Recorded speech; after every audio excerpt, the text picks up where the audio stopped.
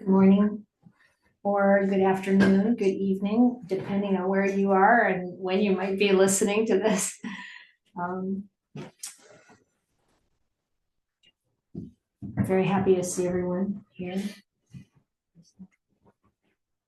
Let's just start with a few minutes of meditation.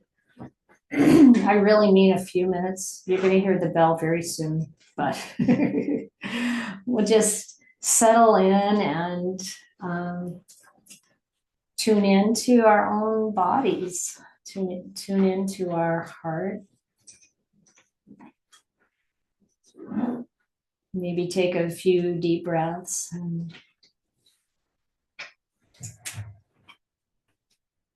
kind of land here in this present moment.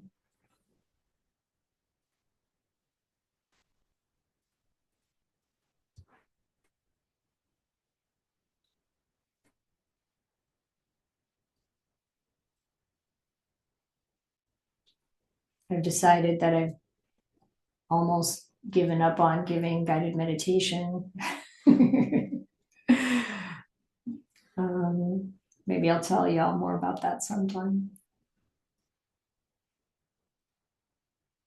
Meditation is such a personal experience.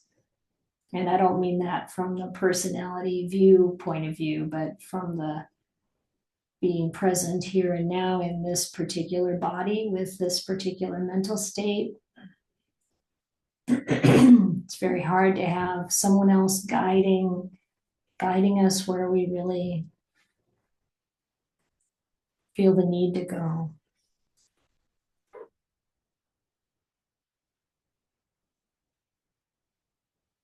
But as we begin, it's probably pretty similar. Most of us are coming from active sensing of the world, whether we've been among people or not. We're usually focused on what's outside of us.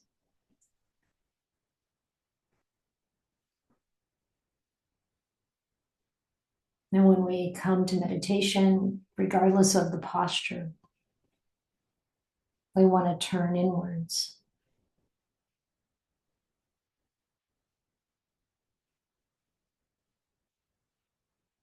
And really get that sense of where we're at, what's happening in this present moment.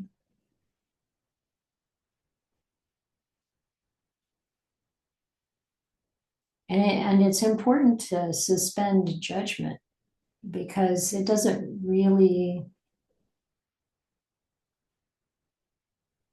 I would say it doesn't really matter, but that's not quite right. It's more like what our mental state is or how the body feels is not the most important thing.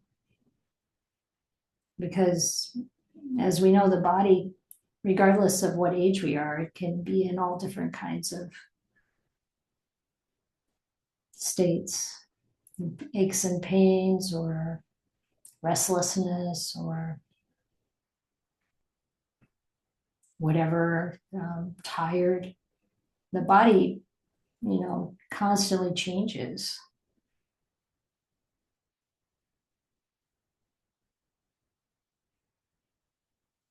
You could be really tired and sit down, have a drink of water and rest for a few minutes and then feel energy again. Or not. It's really a changing process. So when we decide to meditate, we can just observe that, whatever the body is experiencing, whatever is happening there, without feeling like, oh, it shouldn't be like that, or oh, how great it is that my body is so strong or so fit or so free of pain. It is beautiful. It is wonderful when it's free of pain. We can appreciate comfort. But if it's not comfortable, that's okay. It's just how it is right now. And the same with the mind. When the Buddha talked about being mindful of our mental states, he said, notice, is this a mind that is overcome by greed or experiencing greed or hatred or delusion? Or is it very tight and contracted, or is it very broad and open? And those are just some examples, but when we really turn our attention to the mind, anything could be going on.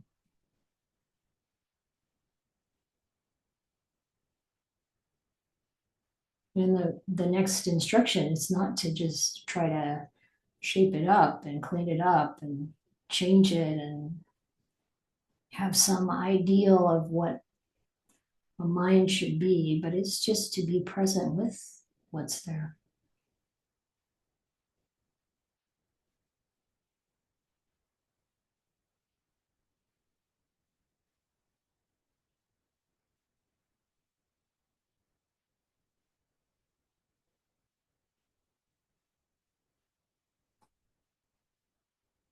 And for myself, when I think like that, I immediately feel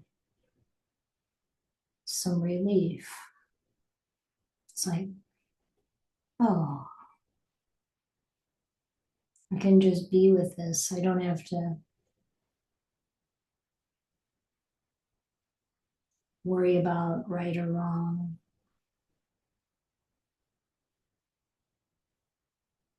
good or bad. Right now, just being present with whatever the causes, whatever the conditioning has been to bring me to this particular state of body and mind. Just be present with it.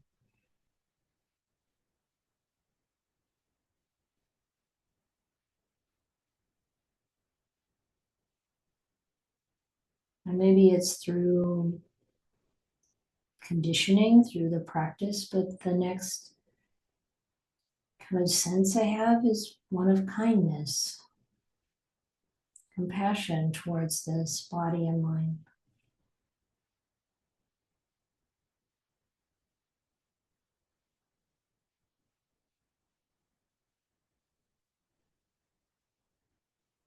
It's relaxing into here and now.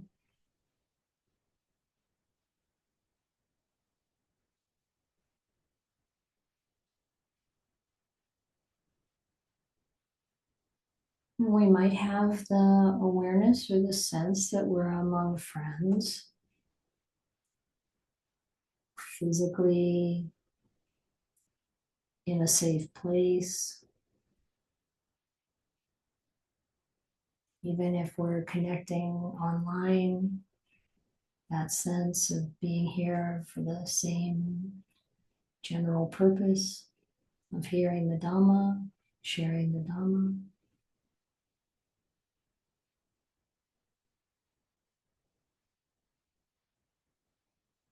I've really been appreciating lately that the Buddha's teachings are so gentle.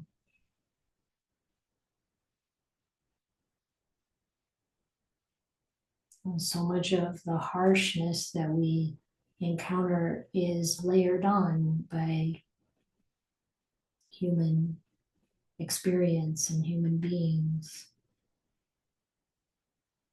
But when we really look at the Buddha's teachings, it's a gentle teaching.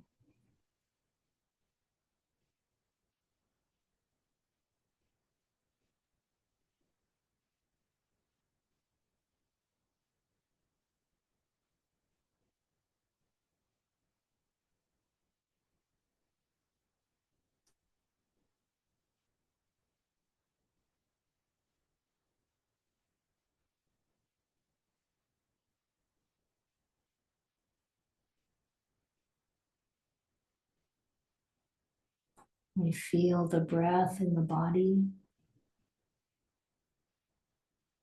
Maybe you can feel your heartbeat.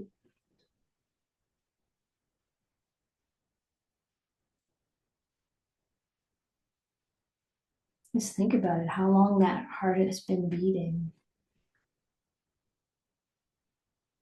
Even if it's 14 years, it's a long time. It's a lot of heartbeats. My heart's been beating for 72 and a half years on its own out in the world. It's been doing a pretty good job.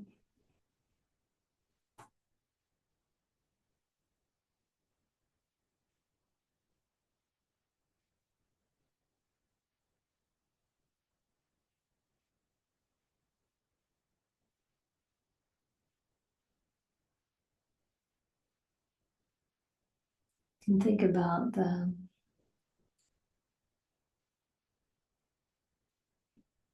positive, wholesome, good actions.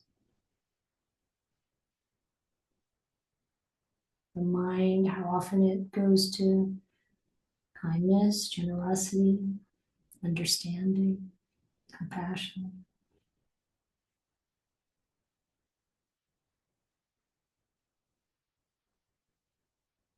So even though when the Buddha talked about mindfulness of the mind, just being present with whatever state it's in, when you look at his instructions on mindfulness of in and out breathing, then eventually he says, lift up the mind. It's not with some harsh judgment about how I shouldn't feel the way I feel or think the way I think, but instead to bring in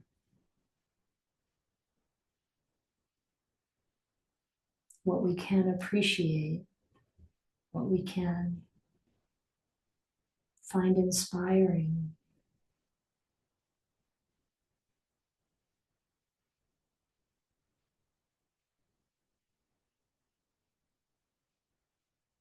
Gladdening the mind.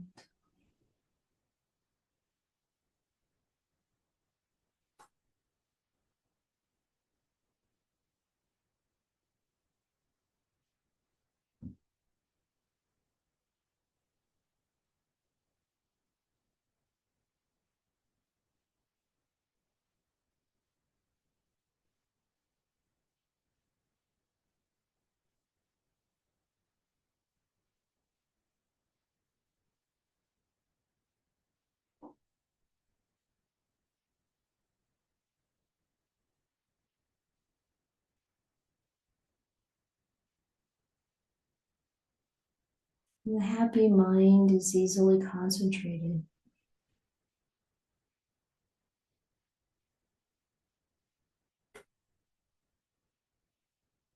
So one way we could go this morning is just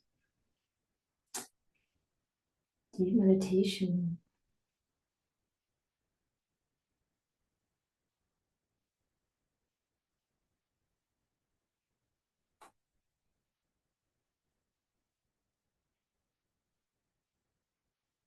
Or we can gradually come out of this meditation and come back together to share the Dhamma.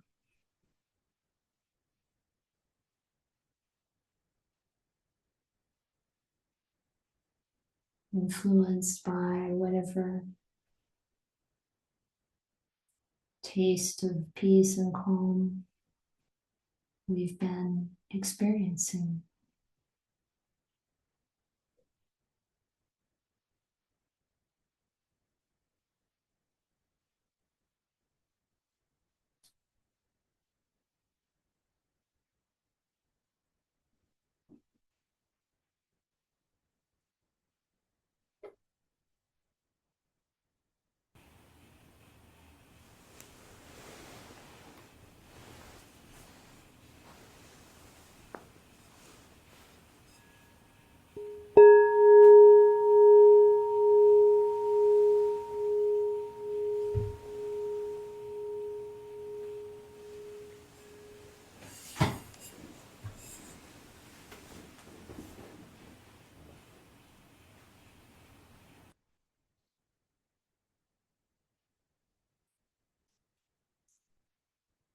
Today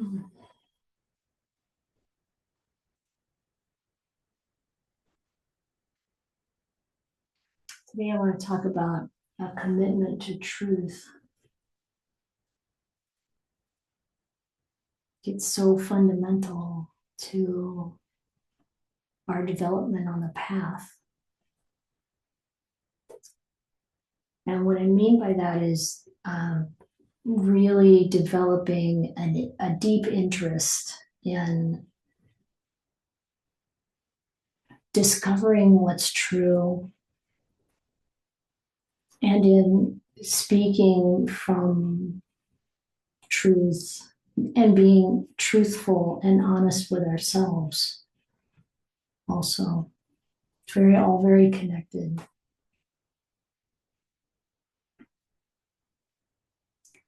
So the practice of speaking truthfully is something that, is putting attention on when we exaggerate a little bit or when we want to kind of say things in a way that maybe something we're not proud of doesn't look so bad, or all those little ways in which we are maybe wanting to not really face things directly. And I want to say something here to be clear. I don't mean that we have to tell everybody everything. It's not that. And sometimes even when we say something that we feel really represents what's true, if the other person is going to hear that in the wrong way and distort it, then it's probably better not to say it. So there's those kinds of considerations when we think about speech. But what I want to tune into here is the kind of dedication to being clear in ourselves and truthful with ourselves and truthful with others too, in a way that really communicates what we know, or at least what, as best as we can, what we believe to be true. And at the deepest level, this is about developing right view. Because what we want to do as practitioners, as human beings here trying to develop ourselves and understand the world and understand what's beyond this world, is to refine our understanding of what actually is true. So we see this in the world. We get used to like scientific exploration, like what is that about? It's like trying to understand what's really happening with everything from, slugs to the galaxy. It's like to really get to know, like, how does this really work? What's really there? We can have theories about how things work and then we test them.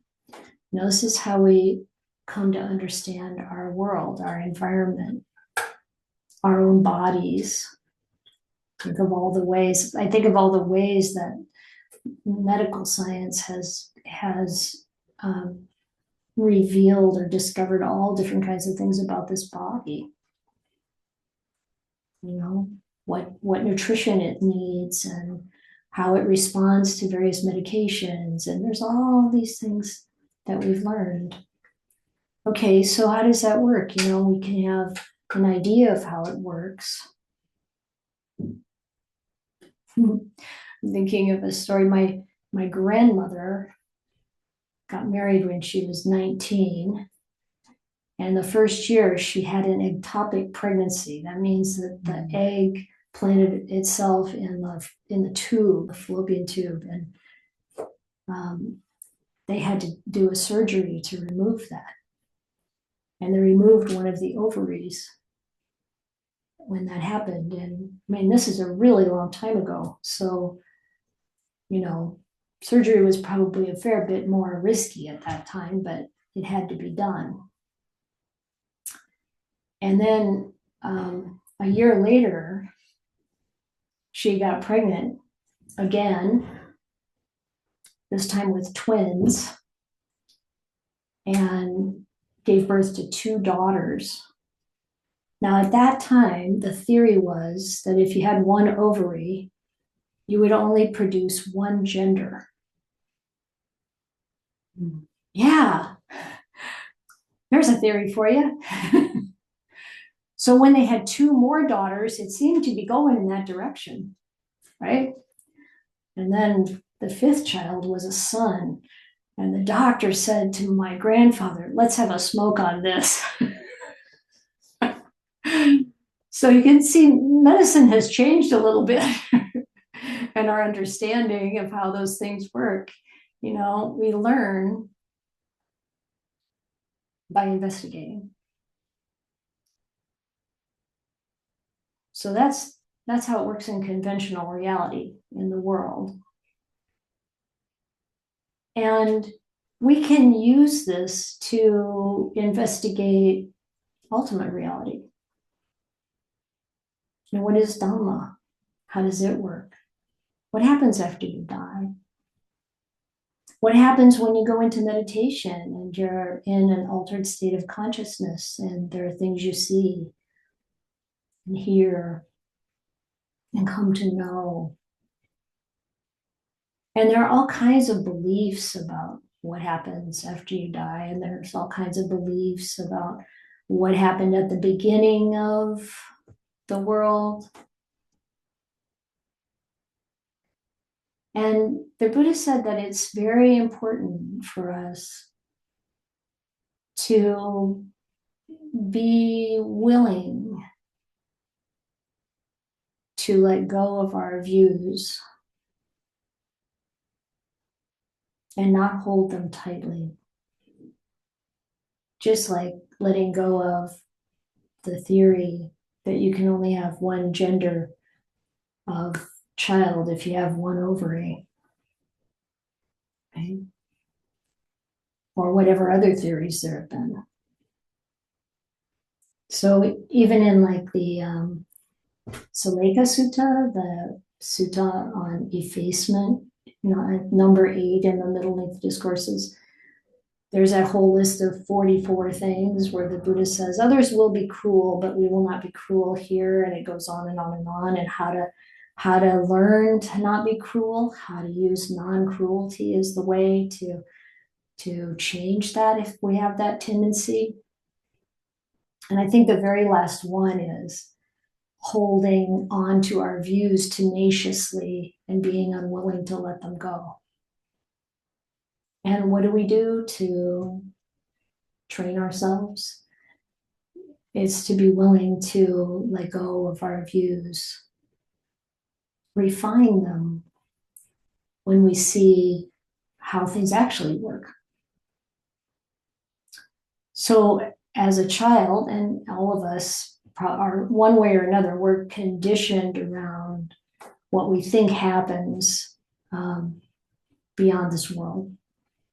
And I don't mean beyond this world in the universe, but beyond the universe, beyond whatever, all of this that we think of as, that we experience and can observe as conventional reality. What happens beyond that? What is ultimate reality? So the conditioning I had was about heaven and hell and God,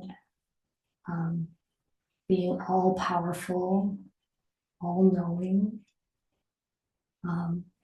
pretty judgmental. It was kind of like this contradiction of being loving, but also judgmental, that kind of thing. And, when you're a child, or even maybe as an adult, we keep hearing this is how it is, and then we take it on, we believe it, or whatever. And then, well, what if something happens that seems to contradict that belief? Or we start asking, where does that belief come from? And how do you know that's how it works? And so this is really what the Buddha was doing. He's like, I want to know for myself. First of all, he was looking at everything relative to suffering.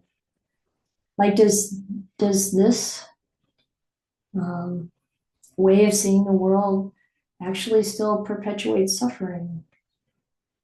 Does this understanding, how can I verify whether this is true or not?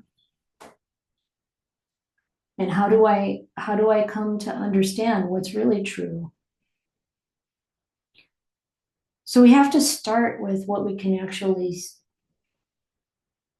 very easily see. Like if we're thinking about truth, then what is it like when you lie? What's the result? And if we're paying attention, then we'll start to notice that, first of all, we get worried that somebody's going to find out, maybe, or we have to remember what we've been saying, that kind of suffering. We start to get the sense that people won't trust us. Like, how can anyone trust what we're saying? That kind of thing. So we can put that in our own laboratory.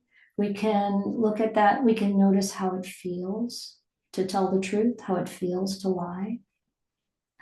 And there's something beyond, like, where do you start to see that there's something beyond, like, the sort of physical, observable with the five senses experience? There's a knowing that we can connect in with that's beyond what comes through our senses. And that's really like this, that's where spiritual life begins, right?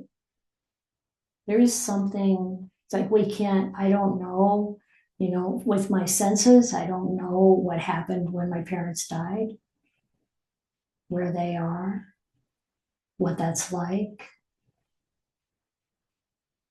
But when we start to develop in meditation,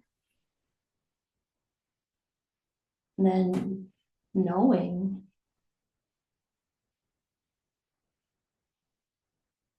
beyond the senses happens. It's like the Dhamma shows us how things are.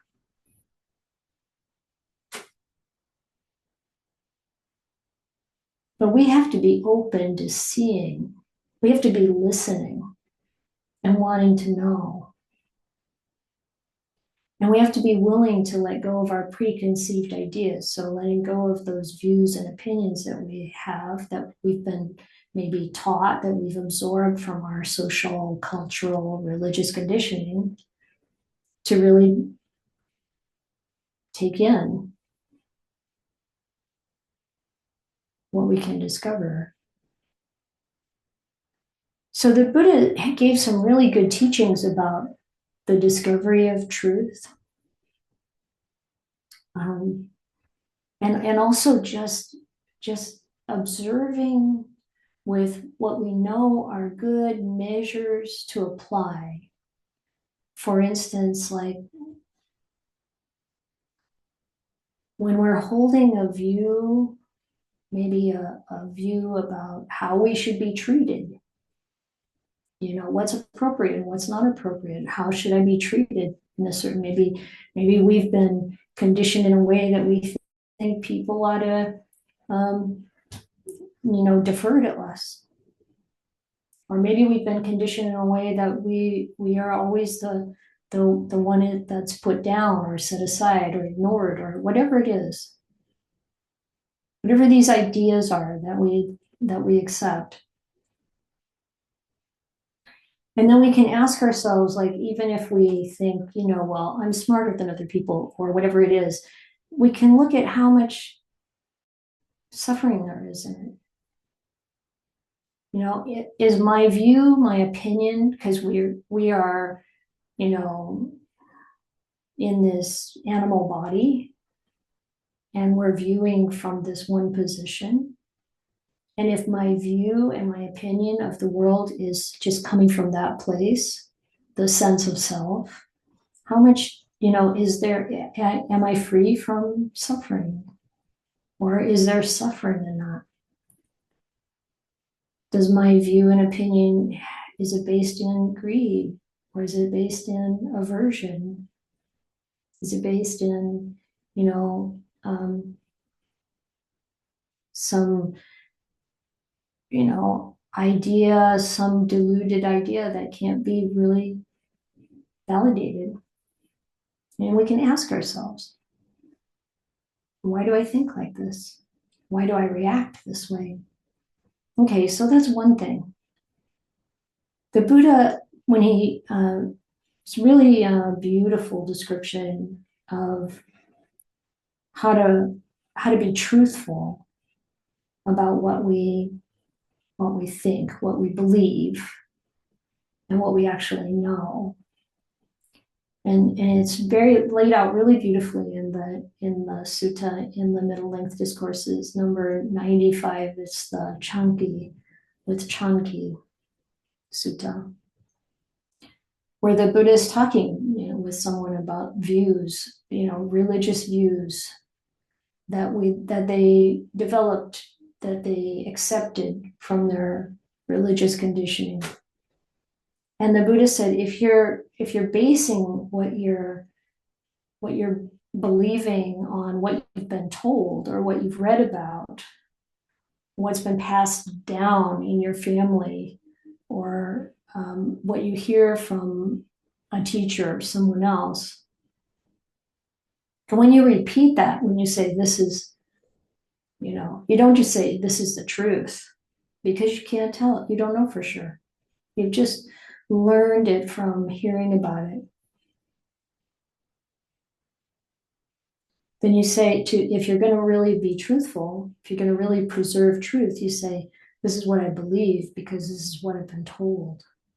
Or this is what I believe because this is, what's been passed down in our scriptures, whatever it is, to really preserve truth. So for any of us, any of our beliefs or ideas about other people, about the world, what are we basing it on? And we can just be honest about that. And if we're honest with ourselves, this is very important, like being honest with ourselves about our own tendencies, about our own, what is going on with my mind right now? Just like in meditation, being present with it the way it is.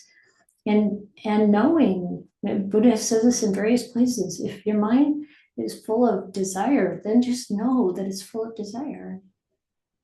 In the mind of desire, we could go back to ube cupcakes again. I want pumpkin pie, whatever it is, and we can observe what any kind of sensory influence, what kind of effect it has on us, right? When we're honest about it with ourselves, then we have an opportunity to really understand, and we can evaluate it and see whether or not we think this is true. We may have certain opinions about a group of people, for example. And we can, where did that come from? Why do I think that? And then is that really true? So when the Buddha was talking with this was a young guy, actually. He was, they said in the commentary, I think about 16 years old or something. He was a very well-educated young man, and he was talking with the Buddha about his religious beliefs. And the Buddha says, well, if this is a belief based on tradition, then you say, I believe this based on tradition. And that's how you preserve truth. But he said, that's not the discovery of truth.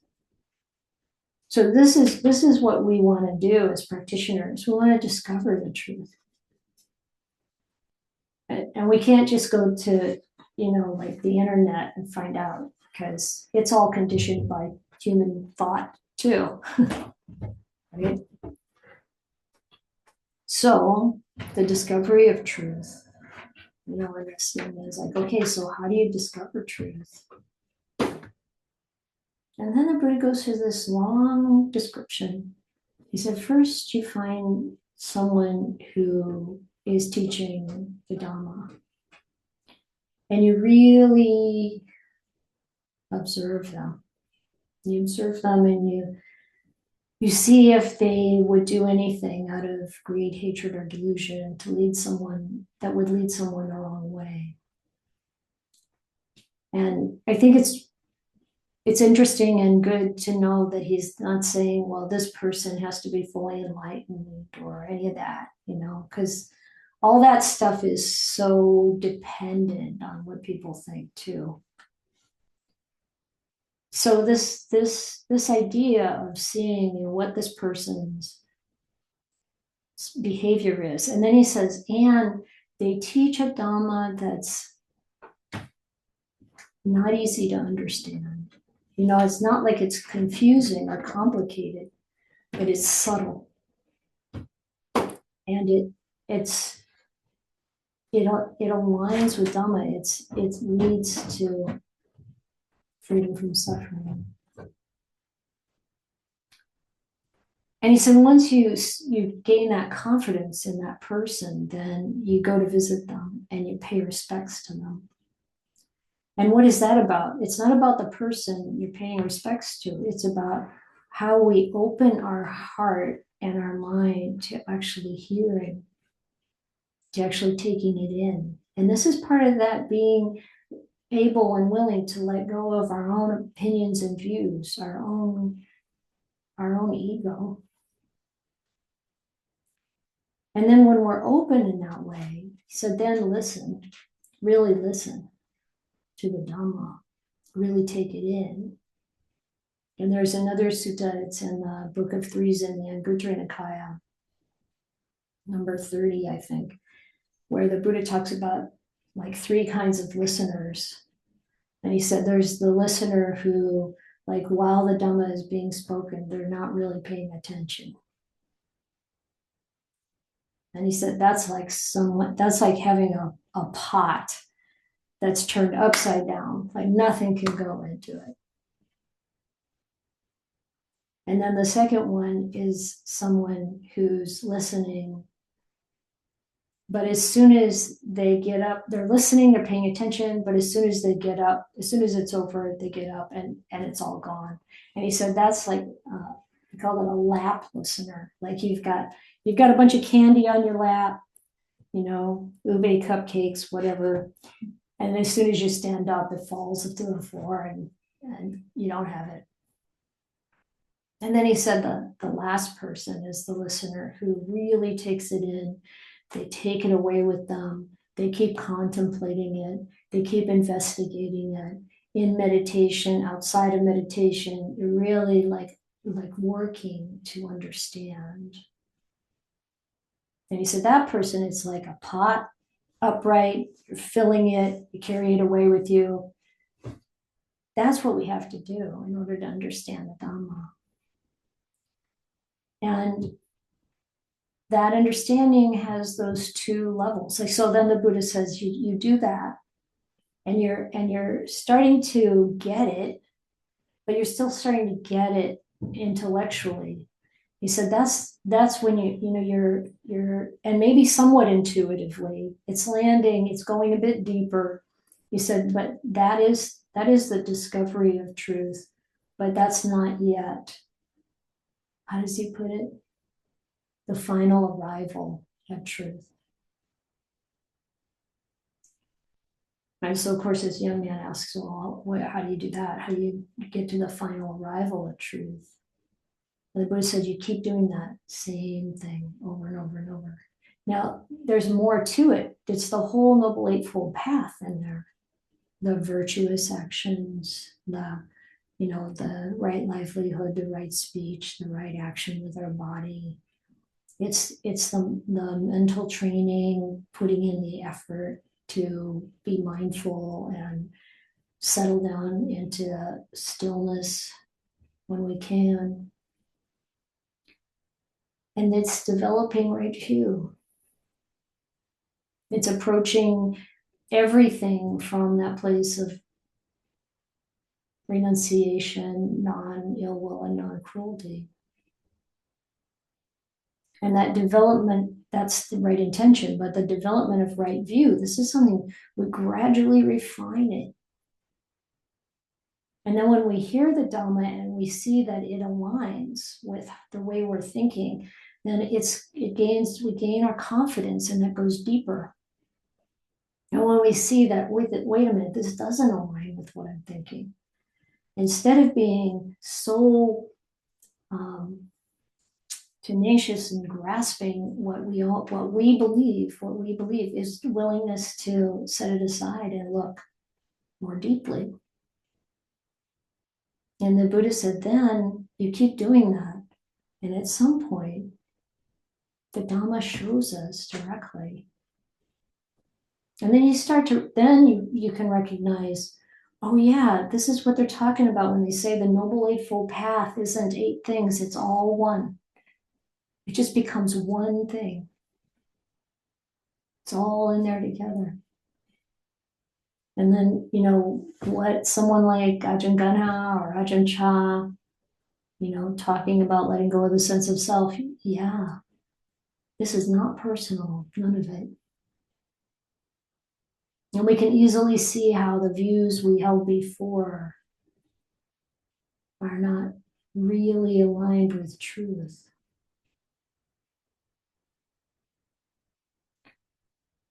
And all of this really hinges on an incredibly deep dedication to truthfulness, to really wanting to know more than we want to cling to anything. This is really a commitment to truth and to abandoning suffering.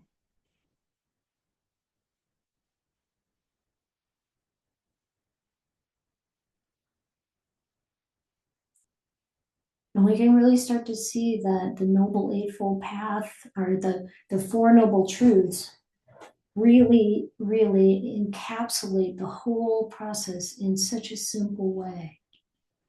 Very straightforward, very clear. And that relief from suffering, as the more refined our view gets, the more the closer our views are to the Dhamma, the more the suffering falls away, the less affected we are by all the changes that happen in our life. It's so beautiful when we really take that in. I think about what Ajahn Chah said to the new monk. When you bow to the Buddha, if you really understood what it is, you'd have tears in your eyes every time. It's like that. It's so precious and so real and so true.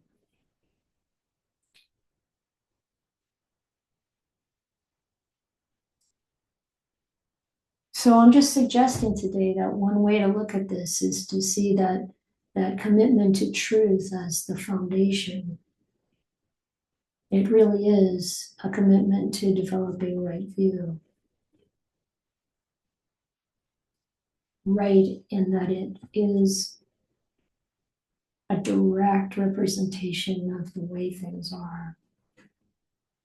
Not just in conventional reality, but also, we have to call it something, ultimate reality.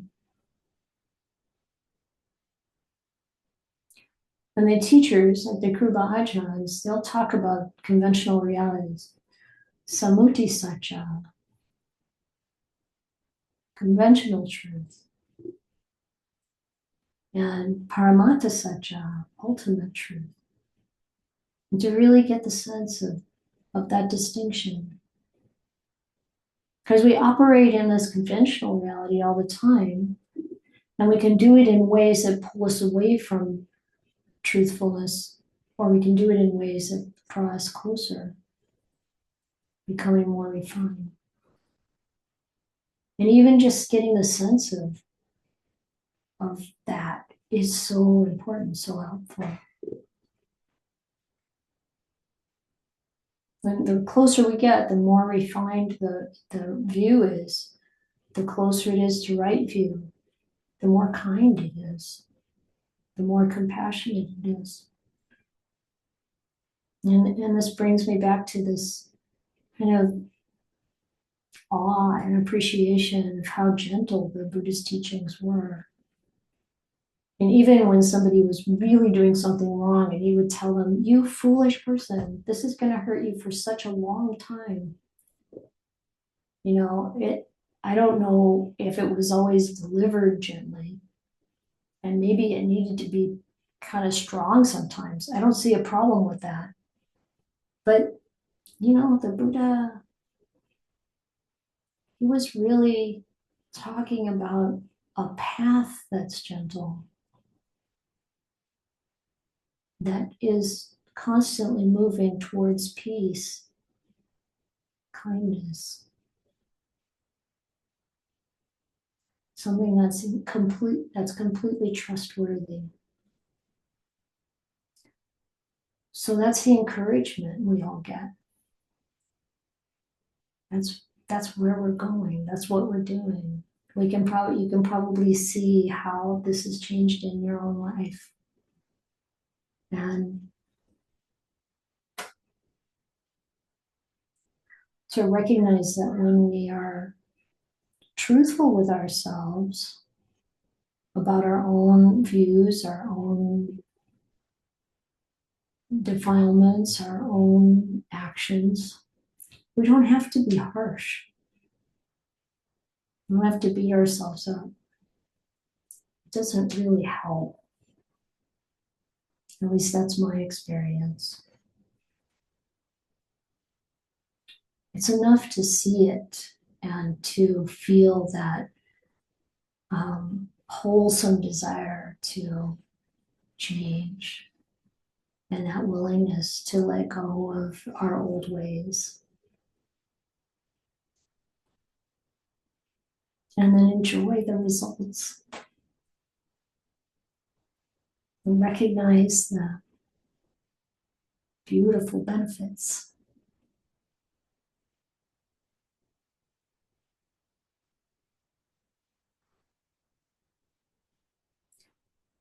So I'm going to stop there. And I'm interested in any comments you have or questions or examples or complaints. Yeah, Suzanne? Thank you for your generosity in teaching today. I have no complaints, but I do. I do have a question. So this is about perception. Would you talk about how perception figures into truth and right view, conventional versus ultimate? Yeah, well, perception, like everything else in samsara, is a conditioned phenomenon. And so it's quite untrustworthy. You know, we need to pay attention to how we perceive things. And we all have plenty of examples if we want to look at it. You know, just human communication. You know, like Amber and I are hanging out together. Amber's our steward, and Ayya Chitananda's away for the week with her family. And, you know, just, you know, every once in a while, we'll recognize that what one of us said, the other person didn't perceive it accurately at all, according to what we meant, right? This is common.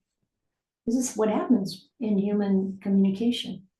So there's you know, like our perceptions, like our memories. So perception, the Pali word is sanya.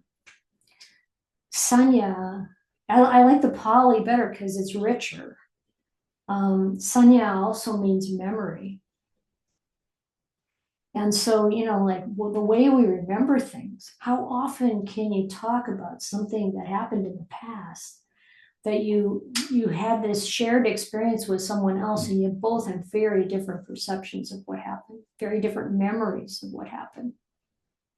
And we could think, well, truthfulness means we can look at the facts and actually see what's actually true and what's not, but that's not even so easy, really. So we want to hold perception with that same mind of inquiry, to recognize that our perceptions may be sort of accurate or maybe not. I've heard or I've read somewhere that they've looked at memory, like when we file a memory away.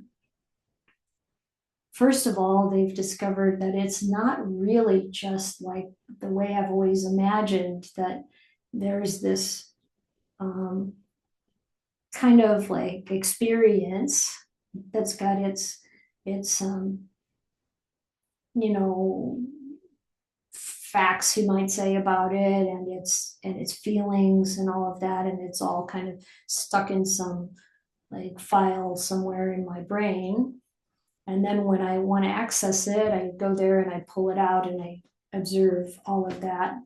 That's not how it works, they say. When they're observing, like they've got the electrodes or whatever, the sensors on the brain, they can see that all different parts of the brain light up to retrieve that one memory. Like it all gets recreated again.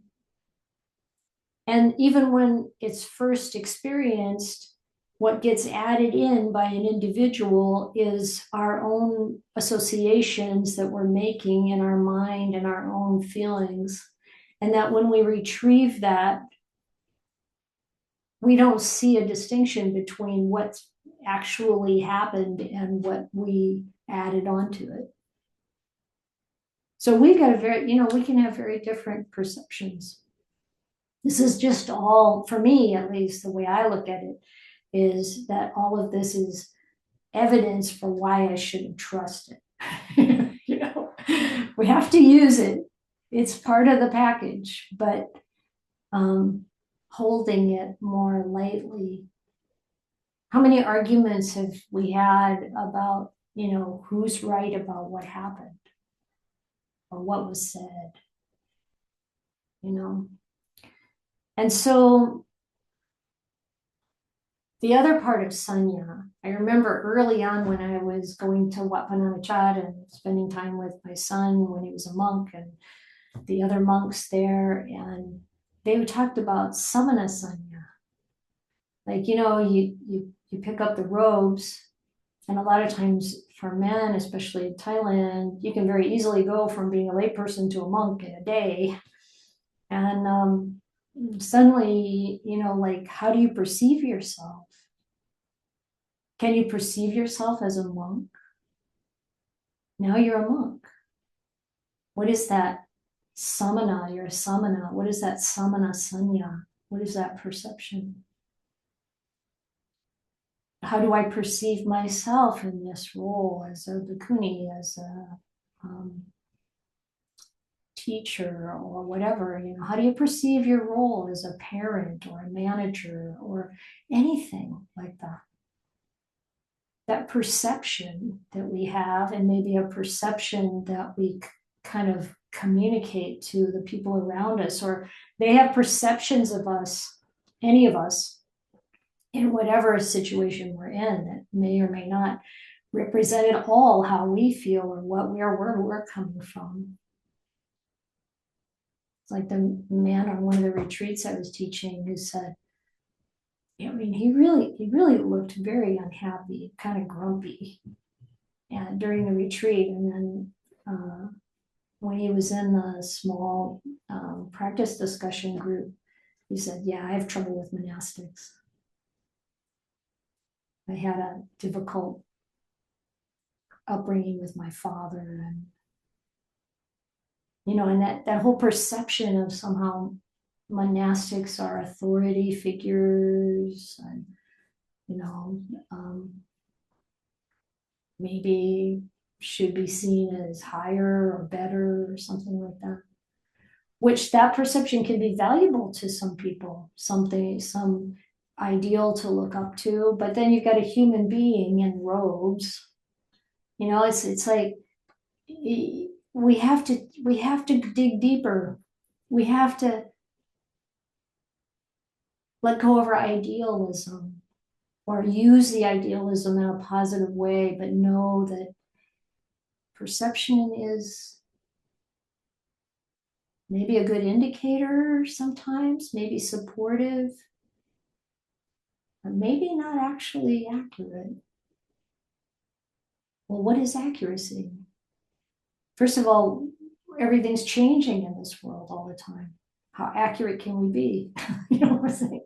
Anyhow, these are good things to really reflect upon, to really think about, to see if we can recognize whether our perceptions, our views, our opinions are helpful or taking us in the opposite direction. Are what we're doing to teach this more primitive part of our mind, is this helping? Are we becoming more free? So with that person at the retreat, it was really helpful because I could listen to what he was saying about his past, and then I said, well, I'm just here to help, because that's where I'm coming from. And the next day, when I got to leaving the hall, he opened the door for me. It was very sweet. I think he planted himself there.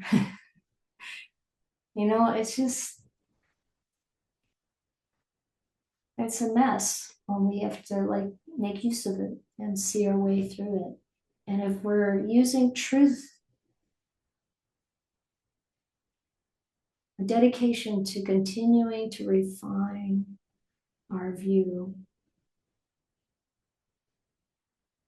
we make good progress. Yeah, Grace. Hi. Hi. I was recently thinking about diving into the reading the suttas again, and you brought up the commentary, and I thought it would be great to also read the commentary this time for some more context. So could you please tell us how to, where it is, how we can find it, so we can read it? That's a really good question.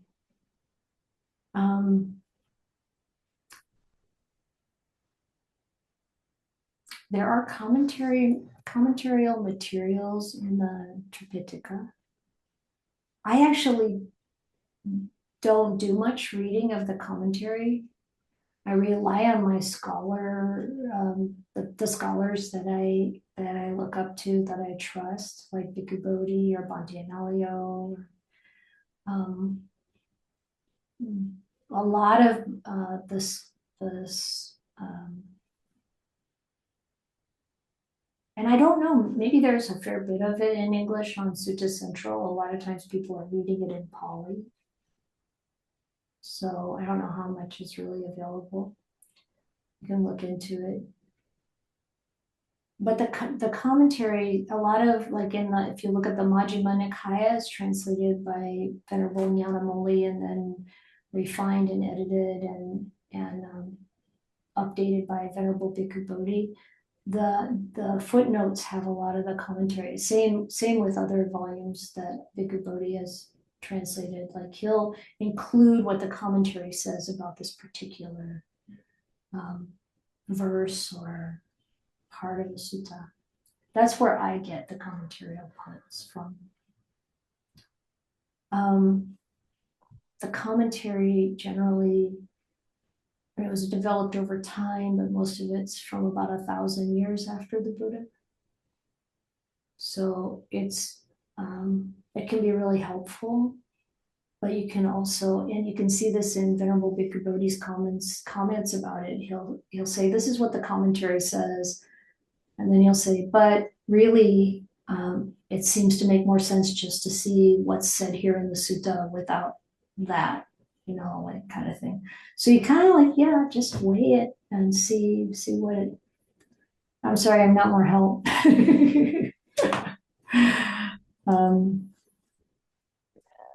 Let me What know I'm how it hearing is goes. what I'm hearing is read the footnotes this time and hold it all very lightly. Yeah, read the footnotes and see what you think. Yeah. Thank you. Yeah, you're welcome. Holly? This is very interesting and like one of those times when it just lays so closely over what I've been thinking and learning about the last week. And Grace, your comment about the commentaries dovetails right in with that.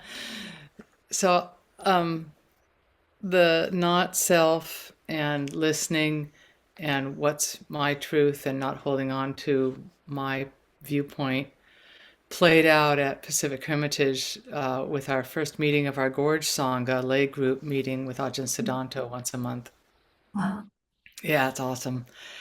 And around lunch, the meal, the lay people outside started talking, posed questions about what's cause and effect and what's karma. And so we batted that around for a while, and then the monks were done, and Ajahn Siddhanta came out, and I said, "So we've been talking about cause and effect and karma, and is there a difference? And does one pertain to the future and one pertain to the past? And blah blah blah." And he brought up, well, so then what? Two things I wanted to share. One is that I caught myself listening to some of my friends, good people I've known for years, and judging them, judging their viewpoint. Oh, their viewpoint is so, they're off base. And I caught myself and went, oh God, Holly, are you still doing that? And then I just kind of sat back, literally, listened more and watched my mind feeling judging or wanting to have my view be more right. God, it's so tiring. And what happened was, of course, I heard the views of the other longtime practitioners there. And it was just so diverse and full of well thought out observations from their perspective. And so that was a gift to me, for me to not judge and keep my lips together and listen. And then the second thing was that what Ajahn Siddhanta brought up in part of his answer was the what are they called? The niyamas. And it turned out he then, when I asked him a question about those later, email, he directed me to P.A. Piyuto's Buddha Dhamma book, and then I found a drawn out a document just of the niyamas, which are commentarial. Right. And so then the niyamas are the natural law pertaining to physical objects, or to heredity, or the workings of the mind, or human behavior, or just more stuff in the Dhamma, the body of the Dhamma. So those are the five things he drew out. So I thought, yeah, I noticed it was from the commentaries, and I don't read the commentaries much either, mostly because I've got a pretty full plate reading the suttas. So, but I think what P.A. Piyuto did was pulled from the suttas and made a list that pulled together these five laws of nature to help us see what hits us in life and what its sources might be. And I thought that was valuable. So it kind of softened my attitude toward the commentary. So your comments, Ayya, and I was really appreciative to have my self broadened both by my friends and by a great teacher who drew these out in a commentarial fashion. That's all. Yeah, and he might have just taken that right out of the Abhidhamma. It sounds very Abhidhamma like. Um, I feel like when we investigate these things and find them useful, not useful to I've seen frequently these things get used, and I'm not saying that about you here at all, but used to build up the ego. Um, I find that a lot when there's this kind of, oh, I know this list and I see this complicated thing that I thought I'd never be able to understand, and it can come a very strong sense of self. So you kind of watch out for that.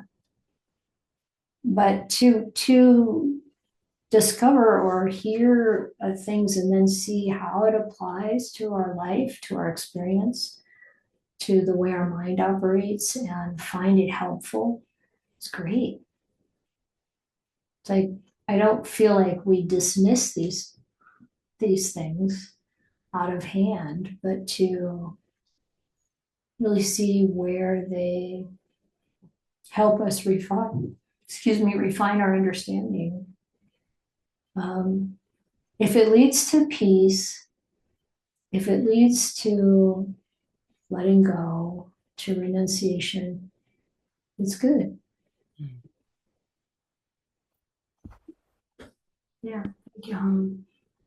Harry, Good morning, Ayya. very happy to see you. How's the baby? Uh, yeah, so as you may know, my wife had a preterm baby about 2 weeks ago, and it was kind of like pretty healthy and strong at the beginning, but after about like 5 days, he got infected with um, a bacteria in the probably in the hospital. He was staying in the hospital while we came home. We come to visit every day, but Sunday we got a news that he got infected with bacteria that it even goes to the brain and stuff, and he has to go through a really um, urgent and serious treatment. Um, it was quite a difficult experience to process. Yeah. Right now, in terms of his conditions, I think he's stable. Like uh, on the first day, on Monday, he was kind of like worried about life and death questions. I think now he's past that. I think they was able to keep him alive, but now there's gonna be more questions that we will not be able to get any answer anytime soon about how, like, say, the seizures and all the brain infections will cause him in the long term, Mm. right? Like, there's a many different scenario, like just the whole brain is infected, so they don't know like what gonna be. Like, could be mobility, could be speech, could be something else. Some of that they may be able to get some answer or like kind of some directions through MRI, some through like brain scanning. Yeah. But from what I'm reading, like a lot of that we have to explore as he grow up, like whether there be delays in anything, like there's gonna be a lot of like therapy and stuff to try Mm. to prevent or like activate the brain healing um, for different kind of like functions, like physical therapy, speech therapy, interventions. Yeah, it's it hits my wife really hard. Like Yeah. she cried a lot on Monday, and every time we can kind of like get through a stage, it seems to be some hope, but then like there's this complications that come after that. Yeah, she has to go through a lot of grief about like what could have done better. Like why did it happen? Why does it feel so unfair? Given it's like say one in a like 10,000, 1 in 1,000 chance of getting Yeah. that, and like getting that in the hospital where it's supposed to get the best care. Right. Yeah, like the grief, the despair, um, and now like kind of long-term worry about the long-term consequence. How is that gonna impact us as a family? How that could potentially impact his brother?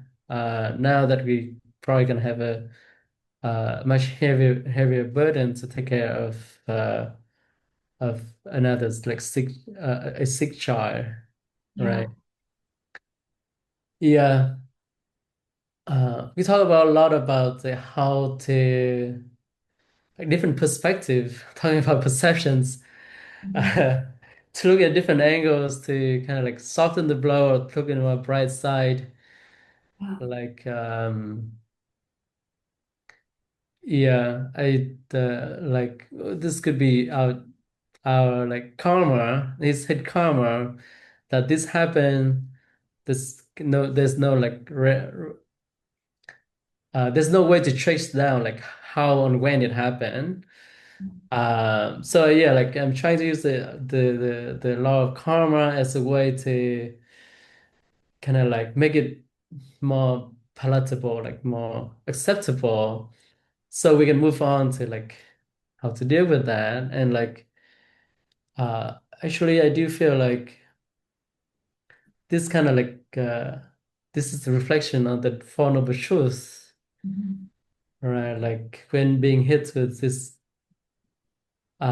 when things are well, we tend to flow outside, worrying about the war and other things. But things are difficult for us to reflect on our actions, on how we how we react to that. Like if he's not well, there's still kind of an opportunity for us to develop our love, our care, and that would be our good karma. All right. Yeah, and being grateful for the staff at the hospital who has kind of worked around the clock to keep him with us. Yeah, but ultimately, I also like I think I was able to process it a little more easily thanks to all the teaching and the practice in the Dharma. Like the first few days, I was able to stay pretty calm to kind of like analyze the situations, kind of like trying to learn about what the doctor is doing, cross notes with other sources, reliable sources, and kind of like realize, kind of that they are doing the best that they can. And it does kind of like, yeah, like help our kid to to stay alive, right? It was really bad. Um, but it is also kind of like interesting where I can see, even though it's kind of chaotic, I didn't that in that first few days, like didn't feel like that's suffering. That's in like mental suffering of like, oh, I was kind of focusing on like solving the problem. So I didn't, if I'm not paying attention to like, oh, like how much suffering the kid could be, or like what the future can be, like what kind of all terrible future that can happen. Uh, the mental suffering is not it's not that much, right? Like it's kind of like when you have a composed mind, then the Right. situation can be bad, but you can navigate it, right? And but I've also when things has past the worst point, when we have to process more like what's the consequences and stuff. I do see myself like slip into like, oh, what could have been different, like uh, uh, and how much like the times where I was like thinking about my parents, like why did they have to force us to have another kid, or like put pressure on that? Like why did we have to uh have kids? Like thinking about friends who just uh two strong bodies like traveling the world and stuff, or like people who stay single and then can practice the Dharma and stuff like that, or like how much maybe in the future I have less freedom and stuff. So there are times when my mind slipped to that, and I can see immediately how that brings suffering. As it is not the suffering of the future, but the suffering of that moment when this these thoughts come up, right? They're like bad, unwholesome thoughts, right? Or like unwise thoughts, inappropriate attentions, and with that, I can see the suffering come up like immediately. And I can see like the also tendency or like uh times where people are gonna face that, and we're gonna try to like find something else to tune ourselves out of the problem too. And that's kind of also like I have some thoughts in the sense that when we're done with that, we have a feeling of guilty of we are not doing, we are like not, we are like, yeah, like not doing the right thing or like the best we can. But yeah, like all that kind of bring back to, I guess, the Four Noble Truths of sufferings, the cause of that, like in the moment, things can be difficult, but with the keeping a clear mind or like focusing on the right um, appropriate attentions, I would say, things can be turned into source of like calm and learning and like appropriate actions rather than suffering and despair. Um, yeah, so in a sense that also means like things can be difficult, but if we do it the right way, it could also be opportunity for us to practice and grow. That's I mean that's also what I'm trying to tell my wife to do, but it's it's not easy. It's not easy at all. Yeah, and that's been my reflections on this. It's still ongoing. Like he's still under like a lot of medications, not waking up yet. And they're not gonna be able to like do a lot of assessments about his future Yeah. anytime soon. So uh but yeah, that's my reflections, and I hope that everyone will uh like share your merits, share your blessings to him, so that maybe he with all the like it's probably will not be overcome the situations, but like becoming supportive conditions or energy that help him to help us to like attenuate this bad karma or like this bad fruits of that Yeah. we're receiving. Yeah. Yeah. Thank you so much for listening. Henry. We've been thinking about you all and sharing merit when we chant and think about you at other times too. And I appreciate your sharing with us what's been happening. I'm particularly want to encourage really just listening to Han. And of course, she's going to feel a lot of grief. And yourself too, listening to your own mind, your own heart. It's really, it's so important if in whatever way, I know I can hear that you've been doing this, this stepping back and observing what you feel, stepping back and observing, being present with what Han is going through. And like you said, I mean, it almost doesn't really help to try to speculate about what it's going to be like later or what happened. I know we can't help ourselves, but to think those thoughts. I mean, it might not be anything more than just the karma of being in a human body. Is whatever can happen to any human body can happen to any of us anytime. Pretty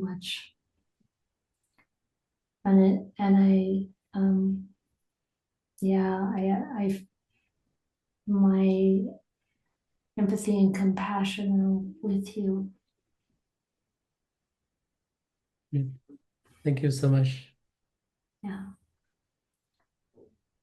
If there's anything we can do to be supportive, please let us know. Yeah, definitely when things are better, I'm gonna see if I can like bring hands to I think one side is that this has increased our faith and her faith in the Dharma.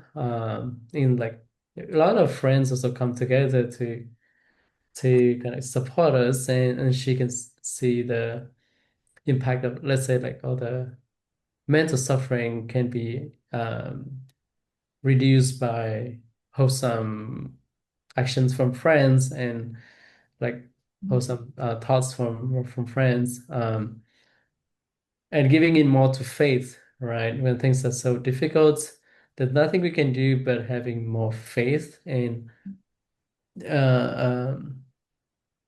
believe and wish for better things. So yeah, when things are better, I'm gonna try to see if I can bring her to talk to you and to talk to Ayya Chitananda to see, yeah, like there's always good to have other voices to help kind of like bring different perspective and closer, bring her to the Dharma. Yeah. Yeah. Yeah, in times of crisis with my family, my children, my grandchildren, one thought that keeps occurring is, what's my job now? And you really covered quite a bit of it, your job of supporting Han, supporting your first son, like supporting this second son in the ways that are appropriate, and letting go of blame, letting go of guilt, letting go of worry to whatever degree you can. This really is your job. Yeah.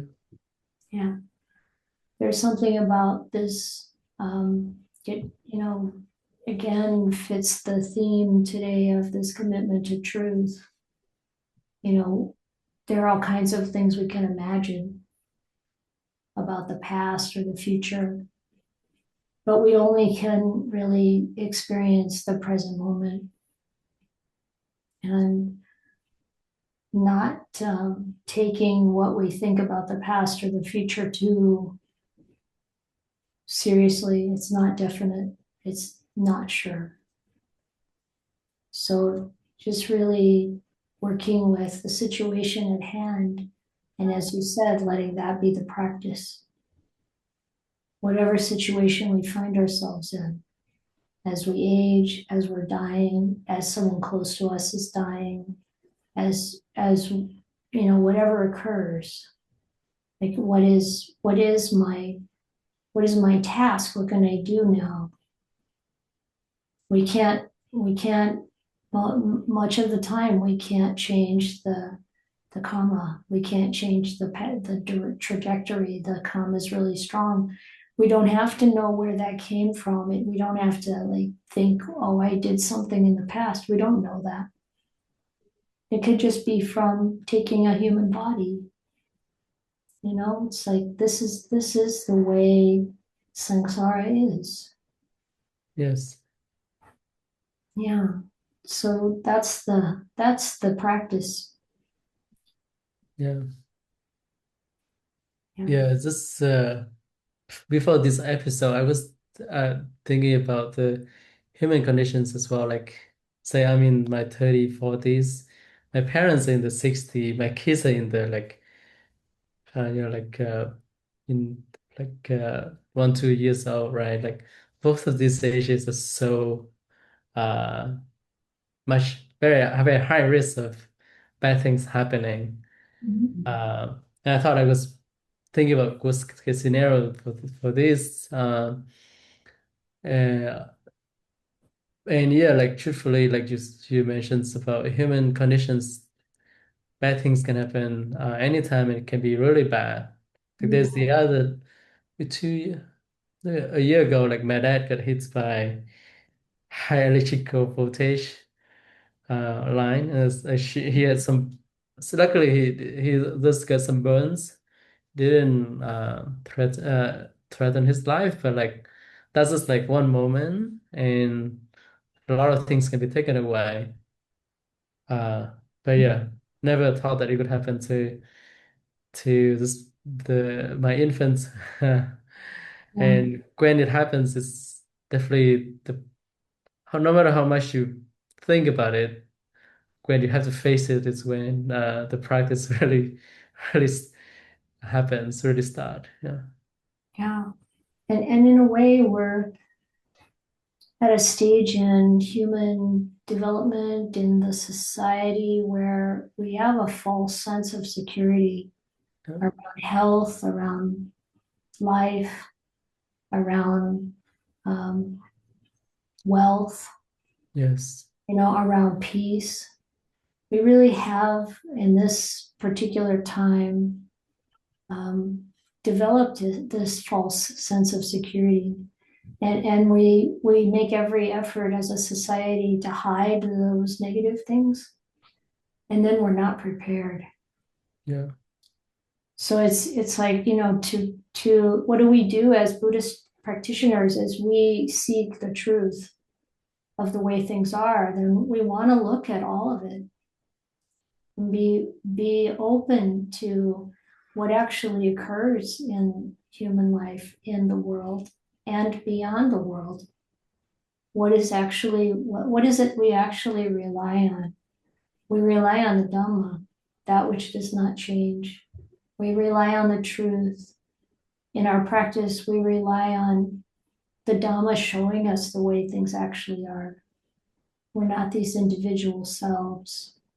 It seems like this baby is in this body as an individual that's going through this crisis. Yeah, that's true on a conventional level. But the actual life energy, the actual consciousness, this is the same for him and for you and for all of us. That's the grounded being, if we want to call it that. So hard, the words don't really work at that level, but this is what we want to remember. Yeah. Thank you. Thank you very much. Okay. Well, thank you all. Thank you for your dedication to truth. This is such a powerful and important path we're on. This makes life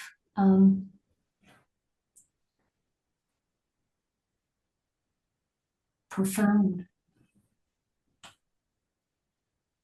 bearable. Yeah, but more than that, it's profound. This path leads to awakening and freedom from suffering. And it can happen in lay life as well as in monastic life. The form is not the indicator, it's the dedication to truth and to development and to opening and to taking in the Dhamma.